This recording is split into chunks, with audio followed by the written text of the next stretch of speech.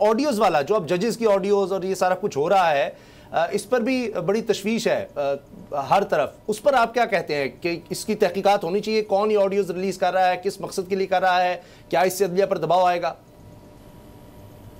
देखिए, एक चीज तो आप तारीफ आप हमें जाना चाहिए उस पर जो मैंने खुद बात की या आपने खुद बात की या किसी ने खुद बात की।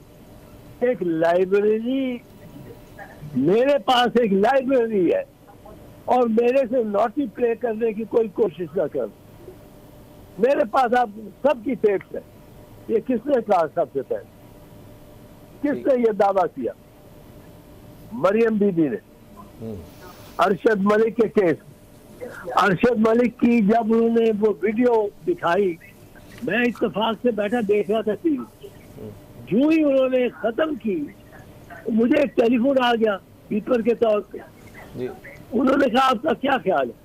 मैंने कहा ये बीबी, अगर ये इनकी टेप दुरुस्त है, जेन्युइन है, तो ये नवाज शरीफ को एक दिन बाहर ले आएंगे, एक दिन में।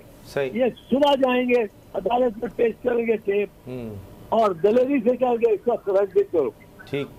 आज तक क्या वो अरशद मलिक की टेप किसी अदालत में पेश की गई? नहीं सामने आई। उसके बाद वो किरदार ही सर मुल्क से चला। इत्ज़ाज़ साहब, माज़रत, हमारा वक्त बिल्कुल खत्म हो गया क्योंकि हेडलाइंस का वक्त हो रहा है। बहुत शुक्रिया। मैं हूं सैयद मुजम्मिल शाह और अब आप मुझे देख सकते हैं सिर्फ बोल न्यूज़ पर।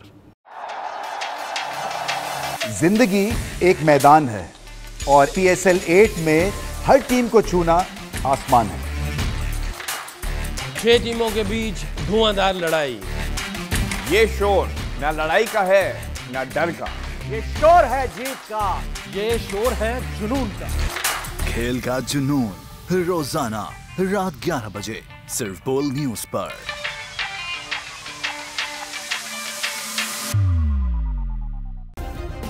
सब्सक्राइब करें और बेल दबाएं ताकि कोई खबर रह न जाए।